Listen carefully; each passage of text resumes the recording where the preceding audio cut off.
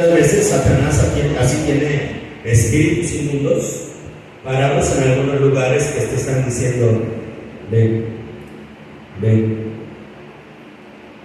Cuando nos sentimos perfectamente que vamos caminando en la presencia de Dios, entonces cuando suceden algunas cosas de las cuales vamos nosotros a mirar en este día.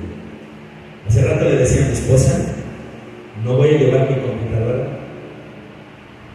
hoy no quiero predicar un mensaje, porque desde las 2 de la mañana estoy despierto. Le digo: me gusta orar, y luego no tengo nada de Dios. Ahora sí no me dijo de qué voy a predicar, y como no me dijo de qué voy a predicar, pues no tengo ningún mensaje, ¿sí?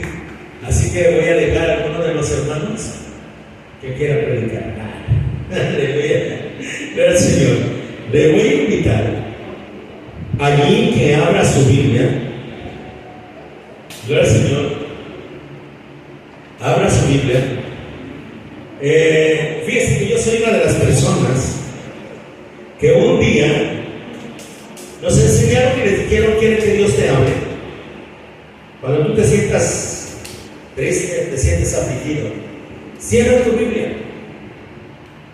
Cierra completamente tu Biblia y abre uno de los salmos. El primer salmo que tú abras, o cualquier otra cita que tú abras, ábrela y Dios va a hablar en tu vida. Y fíjese, hermano, que ha venido una grande experiencia en nuestra vida, una grandísima experiencia que nosotros pudimos entender y comprender, que cuando nos metemos y creemos que Dios nos va a hablar en nuestra vida, Dios habla. Yo no sé lo que usted necesita, yo no sé lo que usted esté pasando, pero una cosa sí le voy a decir, y esto quiero que usted se lo meta en la mente: Dios va a hablar a su corazón de usted. ¿Cómo conduce su vida de usted? Yo no la sé, pero Dios sí conoce cómo usted está conduciendo su vida. Así que, amados, les invito a abrir su Biblia en 2 de Samuel capítulo 11. Gloria a Dios. Muchos me caracteriza por el hermano gritón. Luego dicen: usted es el que grita, hermano, usted es el que predica y grita. Por más que quiero a ver no gritar, yo siento que quiero predicar y gritar. Aleluya. Todos Dios les ha dado un don diferente. Ya tienen capítulo 11 de 2 Samuel, ¿sí? 2 Samuel capítulo 11, vamos a leer solamente 4 versículos. Gloria al Señor. ¿Ya lo tienen? Capítulo 11 del libro 3, 2 de Samuel, y vamos a leerlo solamente del 1 al 4. Cuando todos lo tengan, y digan un amén. Amén. Gloria a Dios. Vamos a leer unidos la bendita y santa palabra de Dios, en el nombre del Padre, del Hijo y del Espíritu Santo. Aconteció el año siguiente, en el tiempo que salen los reyes a la guerra, que David envió a Joab y con él a sus siervos y a todo Israel, y destruyeron a los amonitas y sitiaron a Rabá. Pero David se quedó en Jerusalén. Y sucedió un día, al caer la tarde, que se levantó David de su lecho y se paseaba sobre el terrado de la casa real, y vio desde el terrado a una mujer que se estaba bañando, la cual era muy hermosa. Envió David a preguntar por aquella mujer, y le dijeron: aquella es Betsabé, hija de Eliab, mujer de Urías Heteo. Y envió David mensajeros y la tomó, y vino a él, y él durmió con ella. Luego ella se purificó de su inmundicia y se volvió a su casa.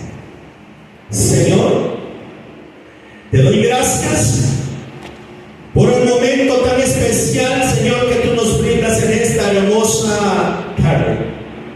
Te ruego que bendigas a cada uno de mis hermanos, Padre bendito, y que tu palabra, oh Dios, que hoy hemos leído, oh Dios, la pongas dentro de nuestro corazón. Una gran experiencia que trae hay mucha tristeza y mucho dolor y mucha angustia y mucho llanto. Señor, gracias te damos porque tú vas a hablar a nuestros corazones. Porque tu palabra dice que tú no quieres que nadie se pierda, sino que todos procedan al arrepentimiento. Y esta es una palabra, Señor, de llamamiento para aquellos, Señor, que todavía viven en una inmundicia de pecado. Padre, te doy gracias, porque yo sé que vas a hacer grandes cosas, Padre, y habla a tu pueblo. Yo no sé lo que tu pueblo necesita, pero tú sí sabes.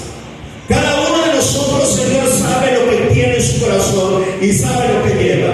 Padre Santo, te ruego que día a día quites el pecado de cada corazón. En el nombre maravilloso de Jesús. Amén, amén. Gloria a Dios. Tome su asiento. Quiero que sepa, amado mío, que hay tiempo en el cual tenemos que estar alabando a Dios.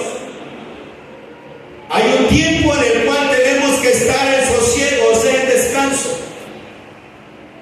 Hay un tiempo en el cual podemos estar, amado mío, también en llanto.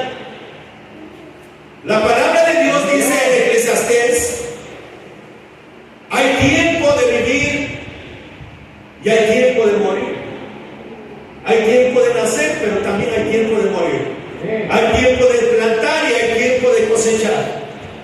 Todo tiene su tiempo debajo del sol. Todo tiene su tiempo en este lugar. Así que nosotros nos damos cuenta que hay momentos que nosotros cantamos incluso en la iglesia. Hay momentos cuando nosotros estamos alabando, estamos adorando, estamos glorificando a Dios. Pero hay momentos también cuando escuchamos la palabra de Dios. En el libro de Nehemías, en el capítulo 9, amado mío, nosotros podemos encontrar tres tiempos, o dos tiempos. Podemos encontrar el tiempo en el cual leía la Escritura. Podemos ver el tiempo de la oración. Podemos ver también en el tiempo de la confesión. Entonces nosotros podemos ver, hermano, que hay la regla del Señor, todo da su tiempo. No todo es una sola cosa. No todos podemos hacer una sola cosa. Todos hacemos diferentes cosas. Así que, mis amados, nosotros nos vemos en una grande necesidad. En una grandísima necesidad, amado mío, de poder nosotros entender y comprender las Escrituras, que todo tiene su tiempo. Gloria al Señor. Encontramos que dice la Escritura que David era un hombre ungido, usado por el Espíritu Santo de Dios. No había guerra donde David no fuera y ganara. No había guerra donde David, hermano, fuera una luz para sus soldados, para guiarlos, para cuidarlos, para protegerlos. David era un hombre lleno del Espíritu Santo. David era un hombre lleno de mucha sabiduría y entendimiento. Sabía exactamente los momentos para adorar a Dios. He encontrado en la Biblia, hermano mío, he encontrado en la Biblia que la mayor parte de los salmos fue escrito por David. Y he encontrado en la Biblia que el hombre que más le dio a Dios fue David. Un hombre que no le ayudó ni siquiera un peso, ni 1,000 pesos, ni 2,000 pesos. David le daba por montones a Dios, porque dice: de lo mismo tuyo ofrezco yo. Pero un día, este hombre lleno del Espíritu Santo, este hombre de mucho conocimiento, de mucho entendimiento, le pasó algo en su vida.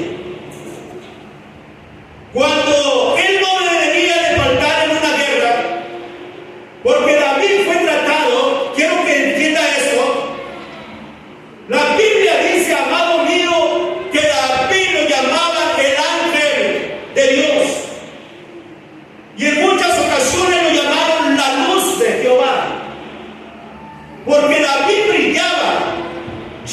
el poder del Espíritu Santo. Y a veces muchos de nosotros en la iglesia estamos tan entusiasmados que buscamos el reino de Dios, anhelamos el reino de Dios y lo buscamos constantemente, que nos llene el Señor del poder del Espíritu Santo. Porque muchas veces nosotros lo buscamos de rodillas, no lo buscamos parado.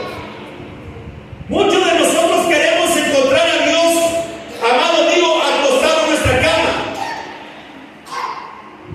Queremos encontrar a Dios nunca jamás arrodillado. Queremos encontrar a Dios y que su presencia esté con nosotros siempre parados. No es así. Tiene que haber en nosotros un anhelo fundamental. Tiene que haber en nosotros, hermano, un espacio en el cual tenemos que darle el tiempo a Dios. Todo tiene su tiempo. Pero nosotros vamos a ver que hay momentos, hermanos, de lucha, momentos angustiosos. Estamos mal acostumbrados. Estamos mal en muchas cosas dentro de la iglesia. Y vamos a ver alguna de ellas.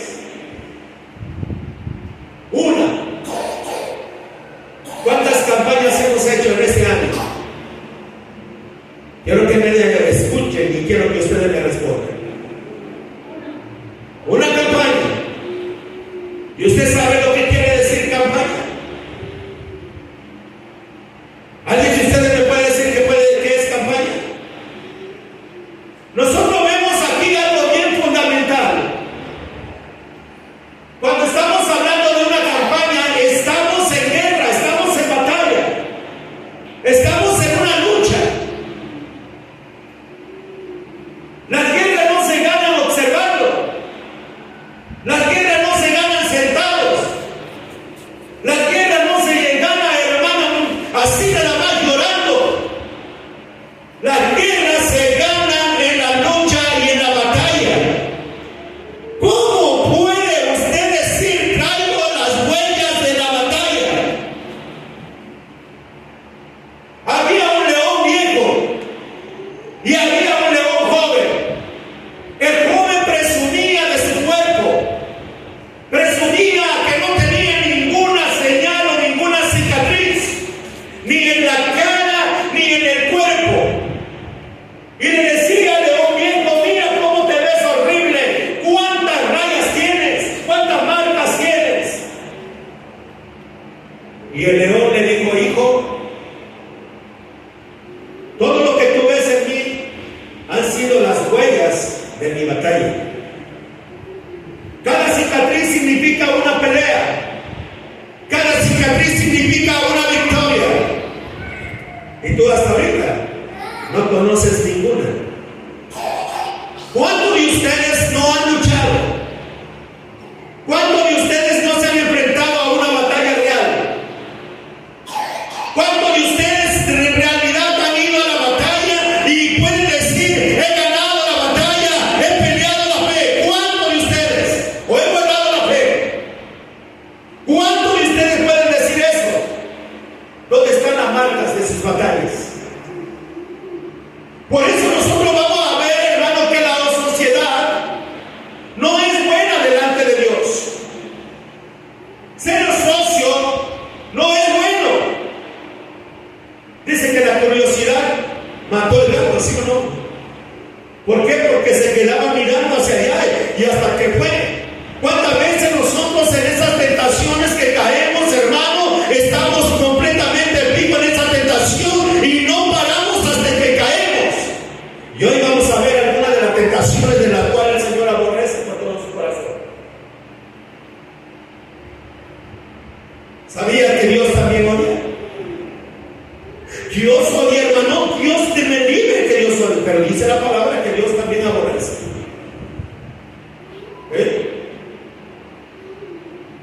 Y si no me lo cree, pues hay que quitarle los versículos de la Biblia. Pero dice la palabra que aconteció en el año siguiente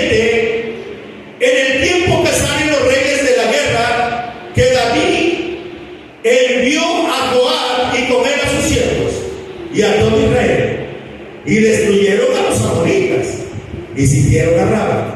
Pero David se quedó en Jerusalén. En el tiempo de la batalla, en el tiempo de la guerra, es cuando el pastor se tiene que levantar. No son los miembros de la iglesia, no son los líderes de la iglesia, es el pastor que tiene que levantar para ir a la batalla.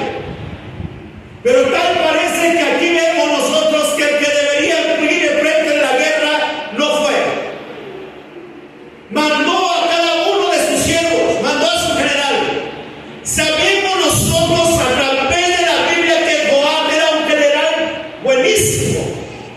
Y entre ellos iban, hermano, aquellos hombres generales, amado mío, capitanes de ejército, que eran hombres sobresalientes, sobrinos también de David, en el caso de Isaí. Era un hombre valiente, era un hombre, hermano, que era apto para la guerra y era capaz de vencer a más de 1000 hombres. Tenía una fuerza descomunal.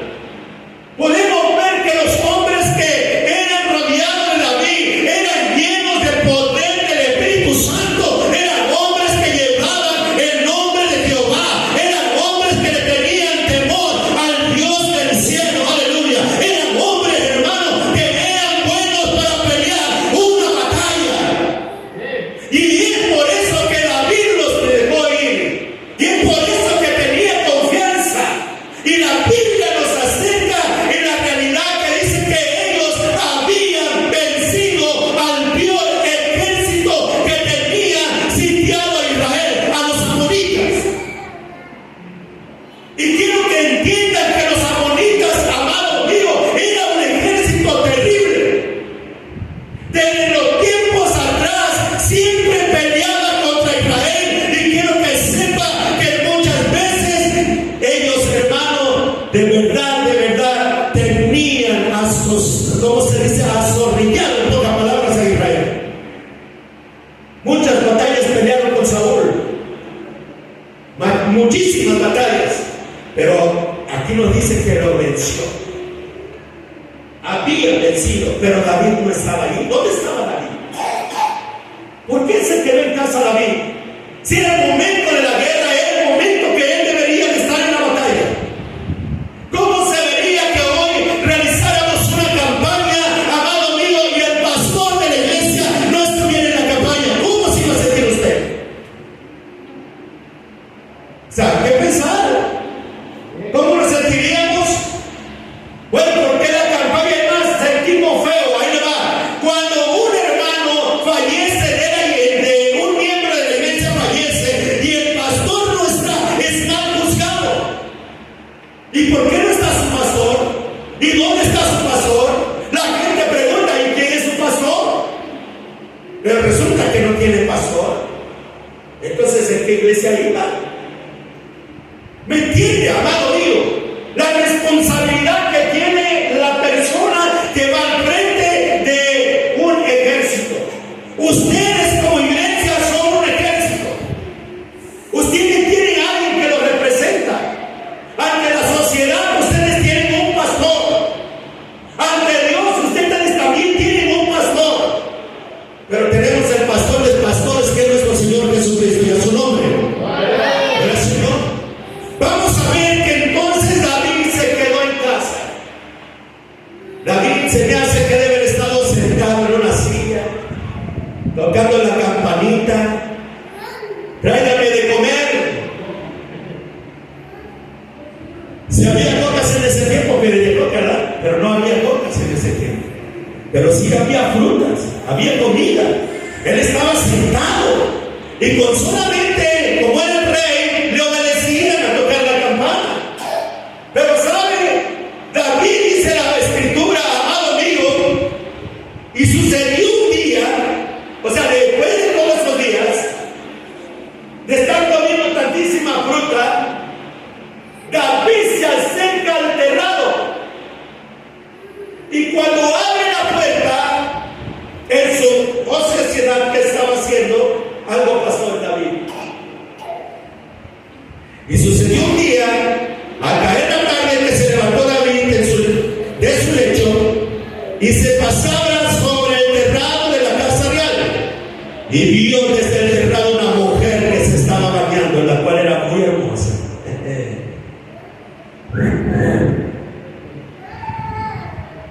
¿Cómo era la mujer? Tenía un cuerpazo. Una mujer sensacional para sus ojos. En la iglesia, no todo lo que brilla es oro. ¿Sí me entienden? Quiero que sepa que David, amado mío, en ese momento de ociosidad, él andaba paseándose como un león enjaulado. Tal vez estaba pensando cómo iba la guerra. Tal vez estaba pensando que cómo iba él a ganar más batallas. O tal vez estaba pensando cómo componer uno de los salmos. Tal vez David, amado mío, estaba pensando en algo más. Pero dice la Escritura que él se paseaba sobre su casa. Pero llegando, amado mío, en el terrado, cuando él andaba paseando, tal vez David sus ojos los tenía alzados con su mirada hacia el cielo. Tal vez David encontraba como una meditación y los ojos cerrados. Tal vez David, hermano, en ese paseo que daba, en su mente la tenía enfocada a Dios. Pero de repente David voltea con su mirada hacia abajo. Escuchen, hermano. Primero él también meditaba con su vista hacia arriba, pero de repente cambió su mirada y dentro de aquella luz que sus ojos pudo vislumbrar, lo primero que miró fue a una mujer hermosa, bella. Dice la Escritura que Betsabé era una mujer muy linda, tanto como de físico y tanto como en cuerpo, que no había otra mujer como Betsabé. Nos podemos ver nosotros que Betsabé le llamó muchísimo la atención. Quiero pararme un poquito ahí. Hay muchos hermanos que son gallinas. Hay momentos que viven como el águila. Hay momentos que muchos ponen su mirada hacia el cielo, y bendito Dios cuando tú levantas tu mirada al cielo. Bendito Dios cuando tu mirada está puesta hacia el cielo, pero que nunca la bajes hacia la tierra. Porque cuando tú vas a bajar tu mirada hacia la tierra, vas a vivir como la gallina. Amado mío, la gallina, por más que quiera, la gallina no busca su comida hacia arriba. Ella siempre se pasa rascando el piso o rascando la tierra. La gallina siempre está rasca y rasca. Ahora le pregunto, ¿qué busca la gallina? ¿Qué busca? Comida. ¿Qué busca? Comida. No es cierto. La gallina no está buscando una comida. La gallina está buscando una piedrita muy finita. ¿Y sabe por qué la busca? Porque la gallina no tiene el sistema digestivo que tú y yo tenemos para remoler la comida. Por eso la gallina necesita buscar una piedra especial, y cuando la encuentra, hermano mío, se la traga. Pero en una de esas, quiero que entienda, hermano, la gallina siempre se pasa rascando la tierra. Cuando nosotros quitamos la mirada del reino de los cielos, todo el tiempo estamos con la inspiración de componer un canto para Dios, o por lo menos de estar en comunión con Dios. Y David, hermano mío, nos enseña y nos da una lección terrible, que cuando nosotros estamos sin hacer nada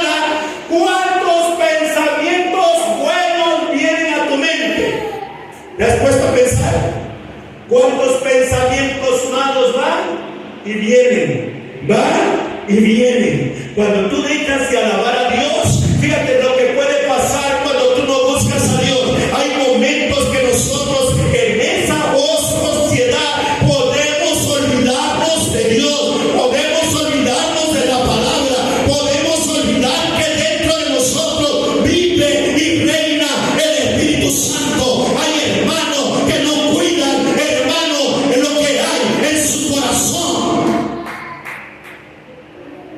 porque su mirada está puesta en donde dice que el que hambre tiene, ¿en qué piensa? ¿En qué piensa? En comida. Y el hombre siempre va a pensar en su hambre sexual.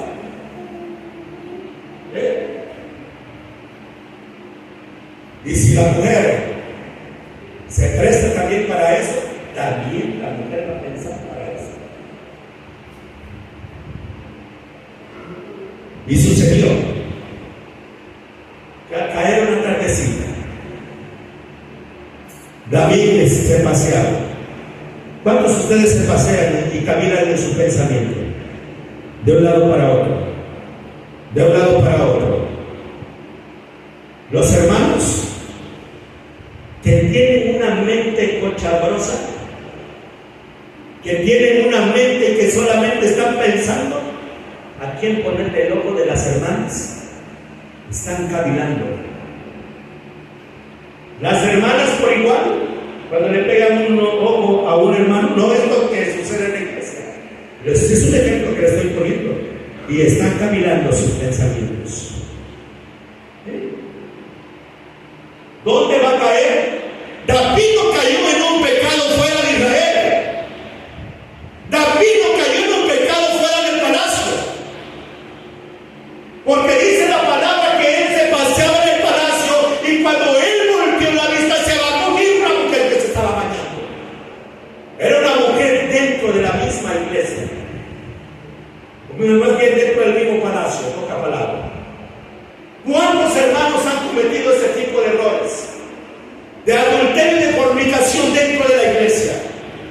Y siguen dentro de la iglesia como si no ha pasado nada.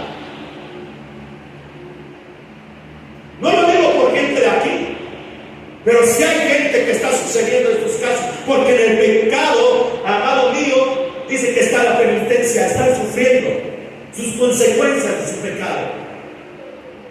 Hay muchos. Hay pastores que no nada más tienen una mujer ni dos mujeres, tienen tres o tienen hasta cuatro, pero la tienen escondidas y están en la misma iglesia. Hay gente, y esto no crea que está sucediendo en las iglesias cristianas nada más.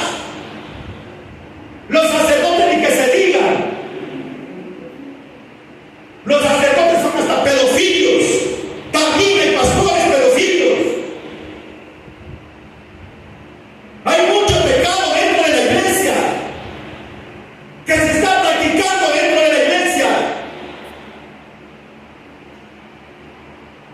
No sé si mi hermano se recuerda que una ocasión fuimos a tocar en una campaña y estábamos acomodando los instrumentos. Y uno de los que estábamos allí iba pasando una muchacha. Ay, mamacita, como me la recetó el doctor. ¿Usted cree como hijos de Dios debemos de decir eso? Escuché a mi yerno decir apenas, que hasta me sorprendió. Y así somos cristianos. Así nos cobijamos con el título de cristianos. Pero vemos un cuerito y hasta los ojos se nos van.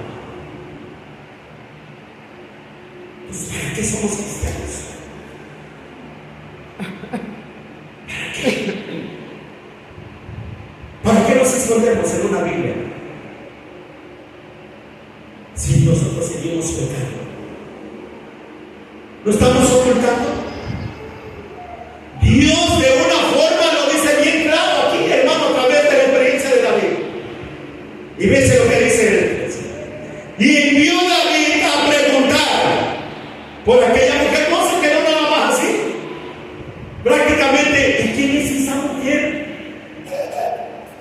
¿quién es esa? Y bien claramente le dijeron, es hija de Diana, mujer de Urías Eteo. O sea que era hija de uno de los generales, era esposa de uno de los mejores soldados,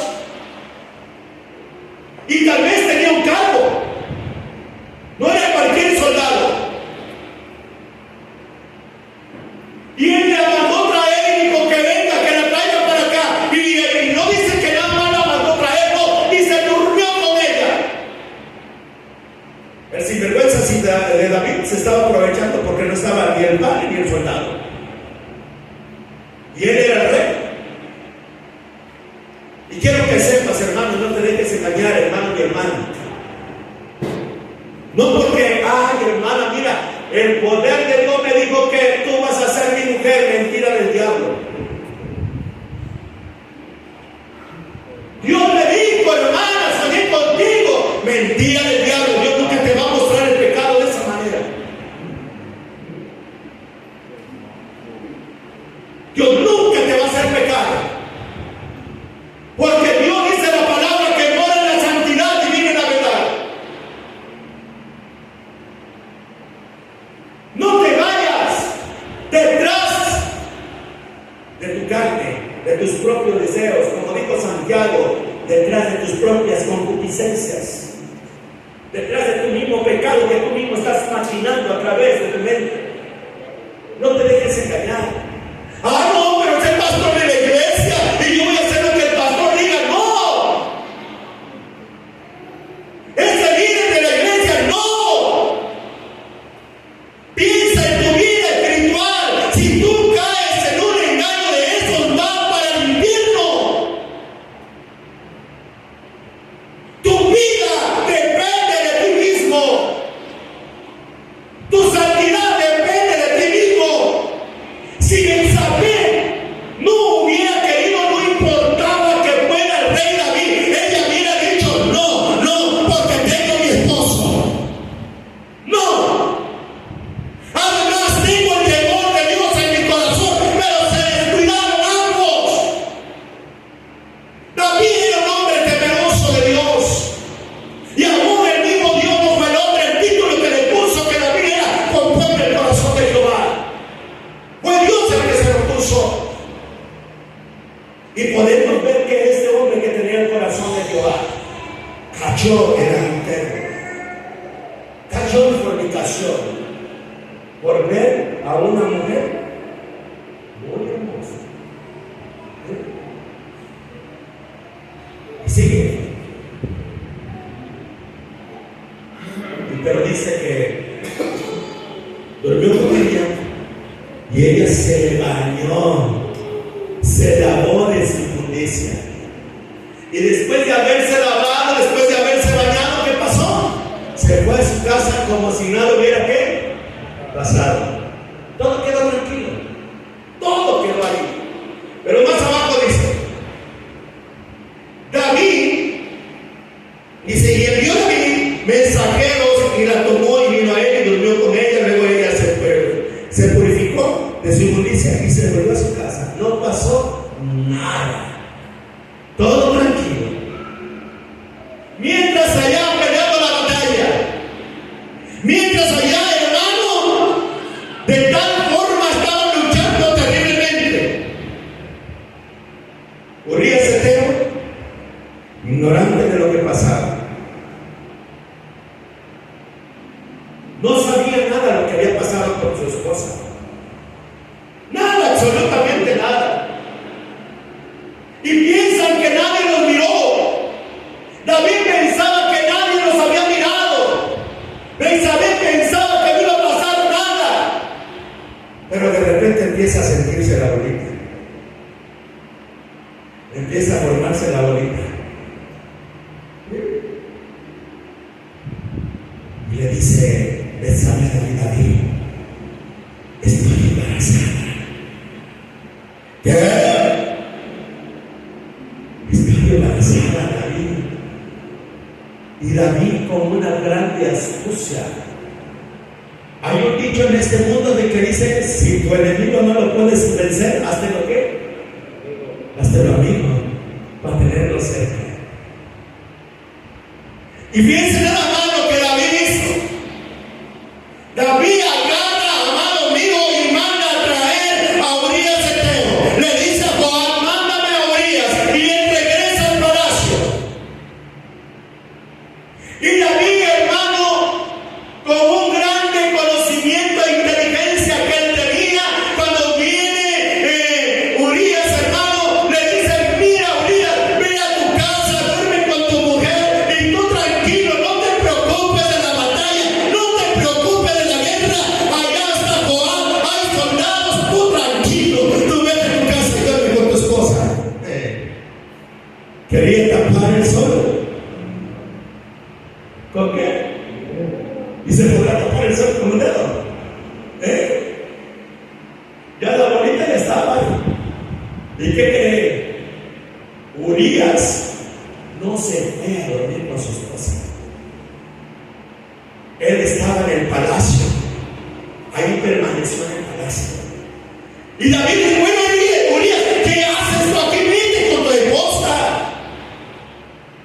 La Biblia dice que lo emborrachó. Lo emborrachó. Le dijo: ándale, no puso, pero bien valioso. Le dijo: ahora vete a tu casa a dormir. Y aquel hombre no se fue a su casa, se quedó en el palacio. Y hasta ahí vamos, hermano. Y otra vez lo mandó a traer. Mira, Urías, y le empezó: ve a tu casa, regresa con tu esposa, ve allá y disfrútala, tienes el día, ándale, vete allá. Le rogó por más que quiso. ¿Y sabe qué le contestó Urías? Le dijo: mi señor, ¿cómo pues voy a ir a mi casa a disfrutar a mi mujer, dormir con mi mujer, estar con ella? ¿Cómo es posible, Señor, mientras el pueblo de Israel está en batalla? ¿Cómo es posible que yo lo deje, mi Señor? O sea que era un hombre fiel a las convicciones de su rey, pero también a Dios. Aleluya. Y aquí es donde debemos entender que Urías Eteo no quiso entrar en el adulterio para fornicar con su mujer, porque ya lo había engañado con David, ya había quedado embarazada de David. Y Urías dijo: no, yo no voy a tocar a mi mujer mientras el pueblo esté en riesgo de que pierda la batalla. Yo sé que soy importante dentro de esta batalla y me voy a mantener fiel ante Dios. ¿Qué es esto? Cuando tú te mantienes fiel a tus convicciones en lo que tú has creído, no debes de caer en ningún error, no debes de caer en ninguno de los pecados. Recuerda que la batalla la estamos peleando todos juntos. Y cuando alguien peca, hermano mío, que cuando estamos en batalla, déjame decirte que también perdemos la batalla. Josué no ganó una guerra. Josué había ganado muchas guerras, pero hubo una guerra, hermano mío, que no pudo ganar, porque estaban en una fuerte batalla. Cuando Dios le dijo: ve ahí, y toma ahí, no la pudo vencer. Que ellos dijeron cuando fueron a inspeccionar ahí: quiero que sepa, mi hermano, que dijeron: David es una ciudad pequeña, la podemos vencer con un ejército pequeño. No la pudieron vencer porque el pecado estaba dentro de ¿qué? Del pueblo de Israel. Por una sola ¿qué? Persona. No ganaron la batalla. Nosotros no podíamos ganar la batalla si hay uno de nosotros que está en ese pecado. Es un pecado maldito que Dios más odia: el adulterio y la fornicación. Dios no se iba a dar cuenta. Ya trató de convencerlo. Y esto le pasa, tratan de convencer, mira mi amigo, que esto y lo otro, y se hace de amigo por allí, lo invitan a esto, lo invitan a otro. Y cuando el otro sabe que anda detrás de la mujer, a veces llegan hasta que lo matan. ¿Ven lo que es el celo? Y aquí nosotros podemos ver una experiencia de este hombre. Y usted va a ver que no se quedó ahí. Sigue diciendo la palabra de Dios. Que entonces al ver que David no convenció a Urías Eteo, agarra una capa y le dice a Joab, sin vergüenza: Joab, te pido que mandes al frente de la batalla a Urías Eteo para que lo mate.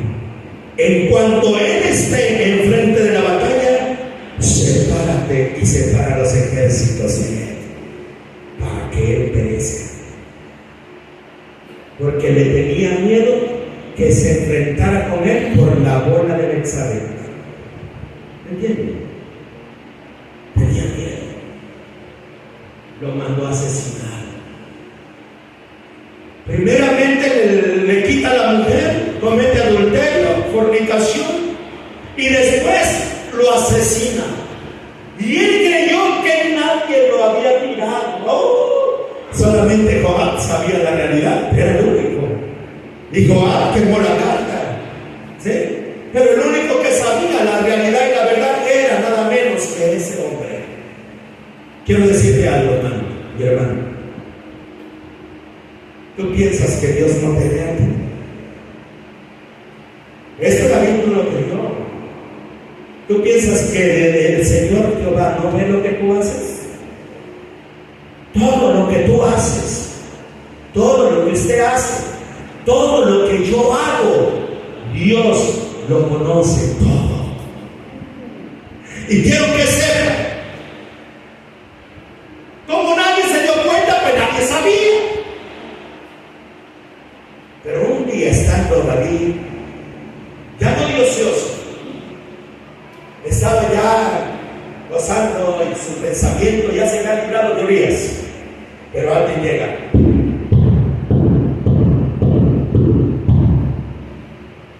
¿Puedo mirarme con el rey David?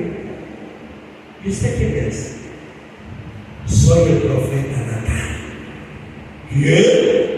El profeta Natán. Y quiero platicar con David. Si usted va al capítulo 12 para que usted vea, vamos a verlo. Gloria al Señor. Dice: Jehová envió a Natán a David y viéndolo a él le dijo: había dos hombres en una ciudad, el uno rico y el otro pobre. El rico tenía numerosas ovejas y vacas, pero el pobre no tenía nada más que una sola corderita, que él había comprado y criado, y que había crecido con él y con sus hijos juntamente, comiendo de su boca y bebiendo de su vaso, y durmiendo en su seno, y la tenía como una hija. Y vino uno de camino al hombre rico, y éste no quiso tomar de sus ovejas y de sus vacas para guisar para el caminante que había venido a él, sino que tomó la oveja de aquel hombre pobre y la preparó para aquel que había venido a él. Entonces se encendió en furor David en gran manera contra aquel hombre y dijo a Natán: vive Jehová, que el mal hizo es digno de muerte, y debe pagar la cordera con 4 tantos, porque hizo tal cosa y no tuvo misericordia. Entonces dijo Natán a David: tú eres aquel hombre. Así ha dicho Jehová, Dios de los ejércitos: yo te ungí por rey sobre Israel, y te libré de la mano de Saúl, y te di la casa de tu señor y la mujer de tu señor en tu seno. Además te di la casa de Israel y de Judá, y si esto fuera poco, te habría añadido mucho más. ¿Qué pasó? No, que no había nadie que lo sabía. Tú piensas, oh, está bien contentísimo, pero aquí le dijo: Natán no fue el que decretó los 4 males que vendrían sobre el mismo David con su propia boca, que él dijo: vengan 4 tantos. Hermano mío, podemos observar que cuando nosotros pecamos, se cumple la palabra: por cuanto todos pecaron, están destituidos de la gloria de Dios.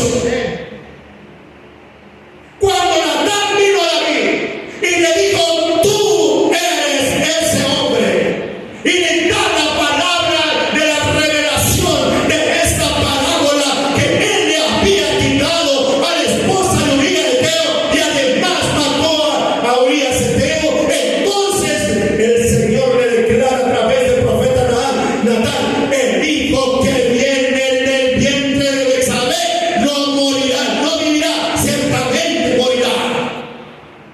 Le decreta allí la palabra, una palabra divina de Dios, una palabra segura que iba a suceder.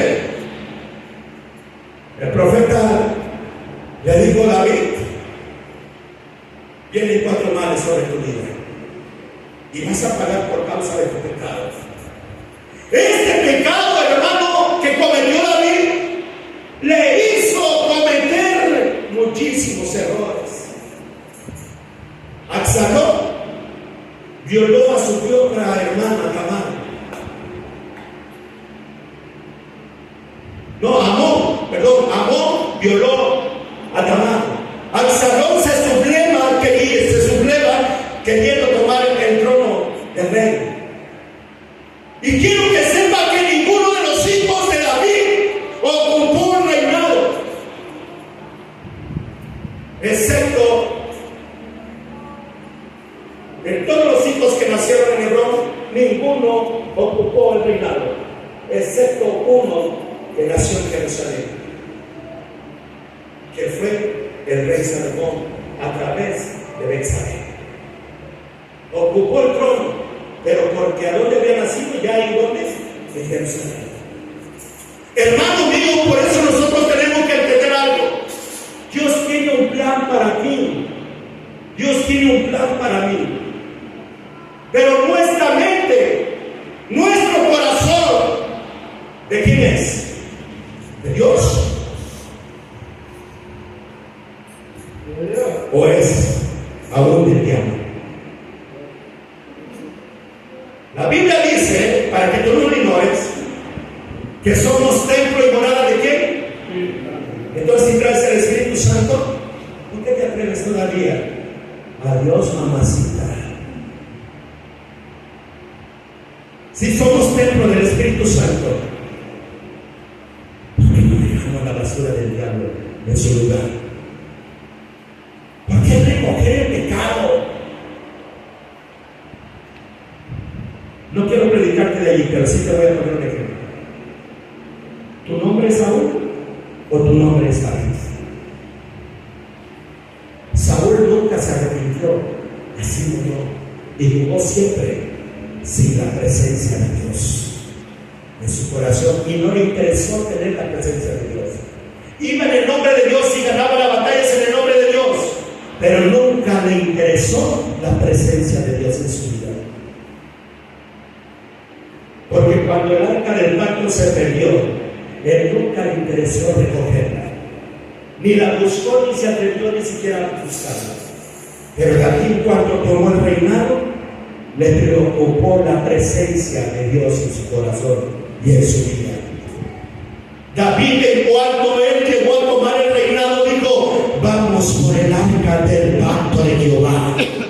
A pesar de que David había pecado, a pesar de que David había estado triste, a pesar de que David estaba viviendo sin consuelo, a pesar de que David, amado mío, estaba viviendo sin esperanza de Dios dentro de su corazón, David se arrepintió, David clamó a Dios, David dobló su rodilla, David, hermano, reconoció que realmente necesitaba meter a Dios en su corazón. David reconoció que sin Dios no alcanzaría el propósito que él había forjado desde su juventud, desde su niñez, desde que lo había enseñado a caminar en la presencia de Dios. Aleluya. Saúl no le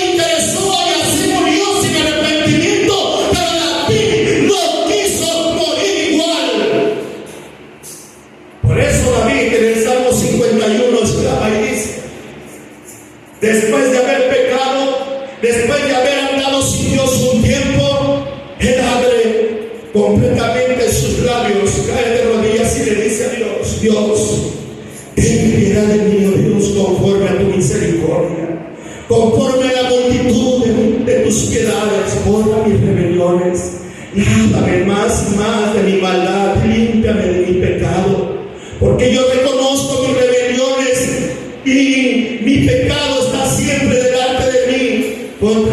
Contra ti solo he pecado y he hecho lo malo delante de tus ojos, para que seas reconocido justo en tu palabra y tenido por puro en tu juicio. He aquí en maldad he sido formado y en pecado me concibió mi madre. He aquí tú amas la verdad en lo íntimo y en lo secreto me has hecho comprender sabiduría. Purifícame con hisopo y seré limpio. Lávame y seré más blanco que la nieve. Hazme oír gozo y alegría, y se recrearán los huesos que has abatido. Esconde tu rostro de mis pecados y borra todas mis maldades. Crea en mí, oh Dios, un corazón limpio y renueva un espíritu recto dentro de mí. No me eches de delante de ti y no me quites de mí tu Santo Espíritu. Vuélveme el gozo de tu salvación y tu espíritu noble me sustente. Entonces enseñaré a los transgresores tus caminos y los pecadores se convertirán a ti. Líbrame de homicidio, oh Dios, Dios de mi salvación. Cantará mi lengua tu justicia. Señor, abre mis labios y publicará mi boca tu alabanza, porque no quieres sacrificio que yo no daría, no quieres holocausto. Los sacrificios de Dios son el espíritu quebrantado y el corazón contrito y humillado no despreciarás tú, oh Dios. Aleluya. ¿Cuánto de nosotros hemos pecado? ¿Y cuánto de nosotros le hemos dicho: Dios, por favor, perdona mi pecado? Tal vez estés en ese pecado de maldad. No esperes a sufrir las consecuencias que David sufrió sobre su vida. ¿Te has preguntado por qué a veces no progresas? ¿Te has preguntado por qué a veces tu dinero no te alcanza?